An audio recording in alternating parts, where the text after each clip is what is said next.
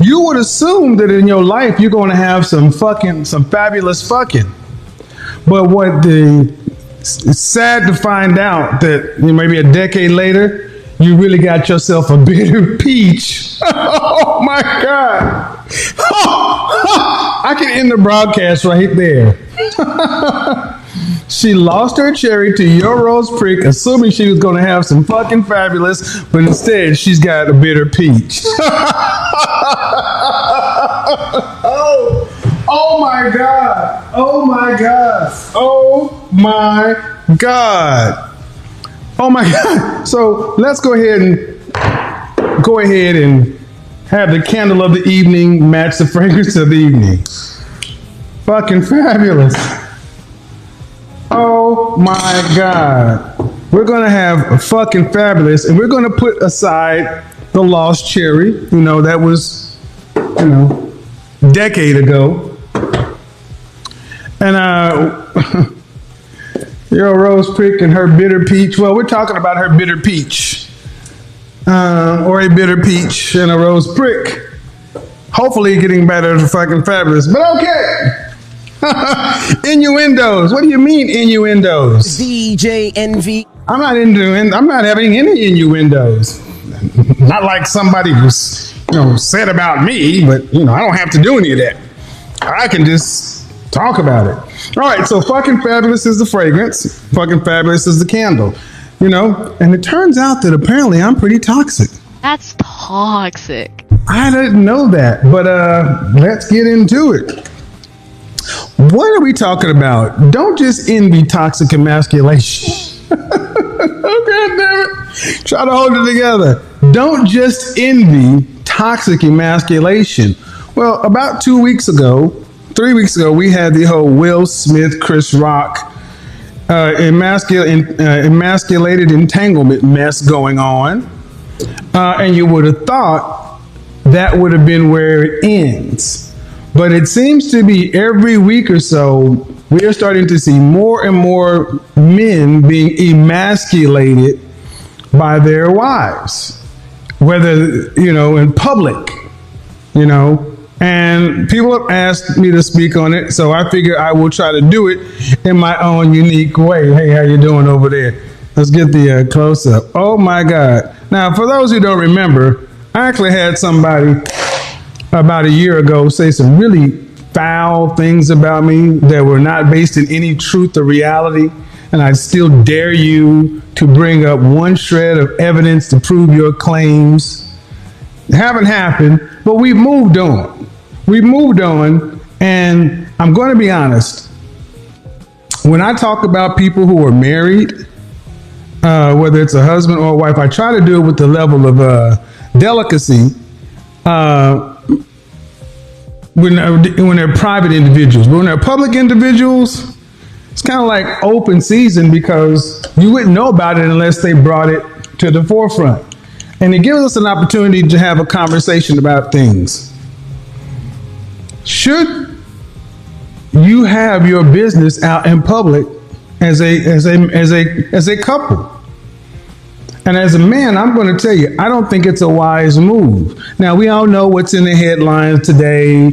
We know what's in the headlines today. This bitch, DJ Envy. You know what what's in the headlines today? Everywhere. I didn't make it. I woke up to hear about it. And I'm like, well, maybe it gives us an opportunity to talk about this subject. Then I got something else out there to bookend. Well, not even a bookend. It's a 3-part. Will Smith, DJ Envy, and this whole toxic stuff. Toxic. And I think is really toxic. I think what is really troubling is the state of relationships today, to where Lizzo can and Cam Newton can't. To where men are having to go out on apology tours, having to be emasculated and beaten in front of the public over their transgressions in their personal lives, while women can do and say whatever they want. And you know what? As much as we get upset, as much as we want to say it's women, it doesn't work unless guys are going along with it. So let's get all our jokes out on the upfront about the couple and let's move on, because even though somebody chose to do it to me, I'm going to choose not to do it to him the same way he did it to me, because there's a more important point. More important point. The more important point is the image of a man in public.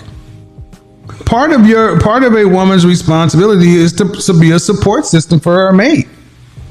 And how is airing out any of your marital infidelity, marital issues in the bedroom, anything like that, helping the stature or standing of your man? Because what it makes your man is it makes him a laughing stock amongst other men. I know a lot of women were like, well, we're supposed to be a couple, it's supposed to be a unit, but it's not about the women. The women have one thing to say about it. I have no idea who this bum bitch thinks she is. Who? Word choice, not mine. I don't know why women today feel like it's okay to not manage your chosen man's image to the world. So I wouldn't grab little clips that I could, public use clips. So if you don't like the word choices, give me better stuff to work with.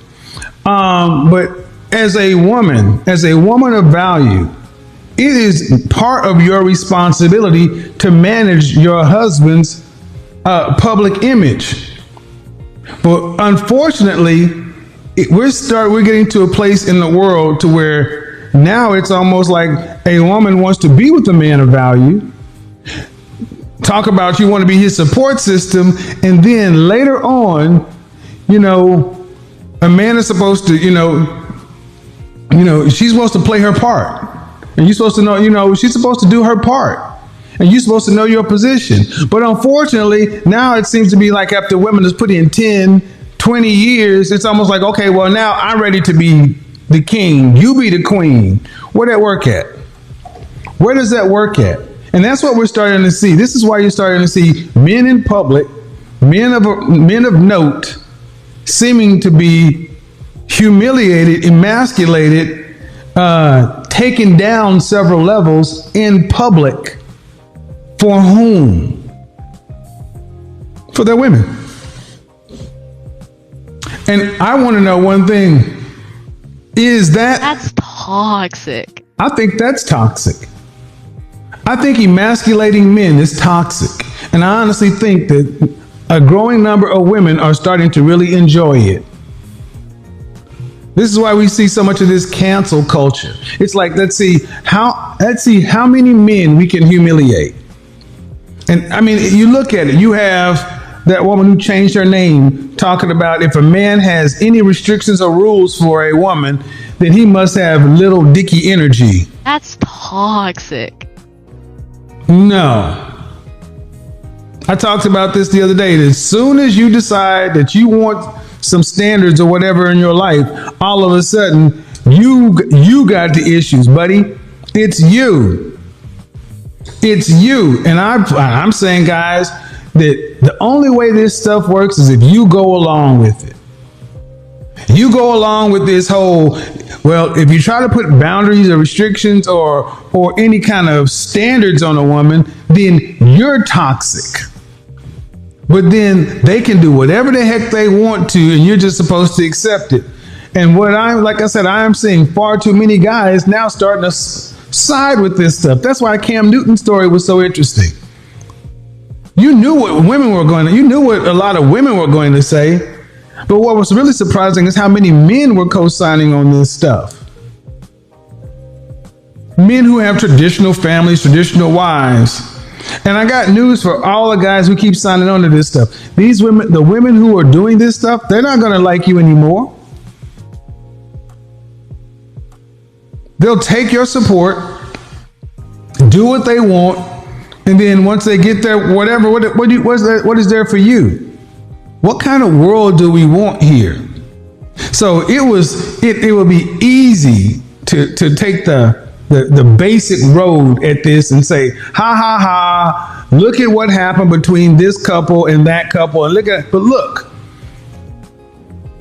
as much as I might want to take a shot, I got to look at it from another standpoint. They were together from a young age. And a man together at a young age from a woman in today's times has a different, it's not like it was even 50 years ago. Everybody has access to the internet, and free prawn is everywhere. So women can compare and contrast. And comparison is the thief of joy. You have women today who in decades gone by would have been ecstatic to be in a relationship with the person they grew up with, lost their virginity to, live. But now with this boss chick, bad chick energy floating around the world, and this whole notion that all the black men have to be sexual professionals, you have women who are unhappy. Why? Now, I know there are going to be people out there like, hold on, Kevin, you just had a broadcast not too long ago where you talk about where men and women disconnect on sex. And when you were talking with Shamba Dram, she's talking about embrace the female orgasm. Different scenario. You're talking about a couple who was in together since they were teens or early on into a 20 plus year marriage. Things get bored, things get stale. But we're putting this stuff out in public for what? Most people would never have what these two people had because they got married early on or young. Most people, women are not getting married as virgins today. And here's the thing, guys. Here's what I want you to understand. Stop taking all of this responsibility on yourself. My personal opinion is that when it comes to the bedroom, it is her responsibility to understand her body and for her to get her climax. It's your responsibility to understand yours. We have put too much responsibility on the man to make sure she gets what she wants. And she's just supposed to lay there and give you directions. No. Ladies, if you can get yourself if you can climax yourself, then it is up to you to figure out how to climax with your man. Because I want you to listen to the interview. She talked about, I saw him putting in work, and I want to reward that work. And the only way to reward that, it was climax. She was being honest. But if she couldn't reach it, whose responsibility was that? Well, I think you listened to it and she was honest. If you listen to the interview, there was nothing wrong with what they were talking about. Really, it wasn't. It was actually very healthy. The question is, should it be talked about? Should it be talked about? I want to hear from you guys. I want to hear from the women and I want to hear from the men. Because here, I think that one, you're dealing with a unique couple. You're dealing with a couple who has been together since they were young. And that changes the outcome dramatically. It's not like you're dealing with two people who had a plethora of experience before they got together. Personally, I don't think it, maybe they have their reasons, but is it a good look for the man's image? That's where I'm coming at it. And it is a bad look for a man's image among other men.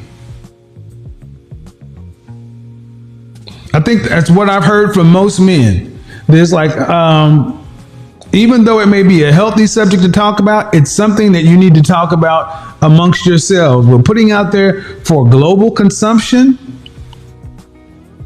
who's going to be helped and who's going to be harmed. And even though you may do a lot of good helping some people, the person that's going to be harmed is your husband.